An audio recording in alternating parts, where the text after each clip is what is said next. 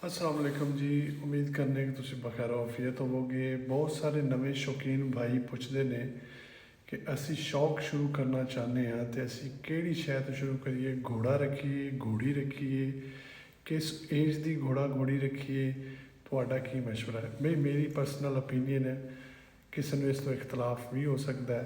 जितना कि मैं सीखिया अपने जड़े सीनियर हजरात ने या घोड़िया की दुनिया जितनी देर हो चुकी है अलहमदुलिल्लाह, तो जोड़ा नवा शौकीन है भाई उसनों मशवरा यह है कि वो एक घोड़ी तो आगाज़ करे, घोड़ी लवे जिसके बच्चे भी लवे, उसनों संभाले, उसते राइड करना सीखे, तो वो घोड़ी जिहड़ी है उस बंदे नूं अच्छा शौकीन बना सकती है। ये मेरी पर्सनल राय है।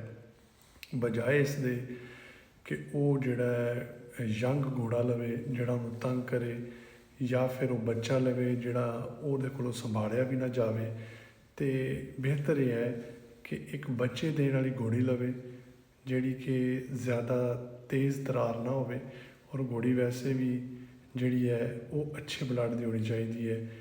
और समझ लो कि ट्रेंड घोड़ियाँ जिहड़ियां ने ज़्यादा एज वालियां वो भी चल सकदियां ने, लेकिन तुसी शौक का आगाज़ जोड़ा है वो घोड़ी तो करना है, तो इंशाअल्लाह तुसी ब्रीडिंग वाली साइड पर भी जाओगे, घोड़ियां के बच्चे लेना भी शुरू कर दोगे, और घोड़ी संभालना रखना भी जोड़ा है वो समझ जाओगे।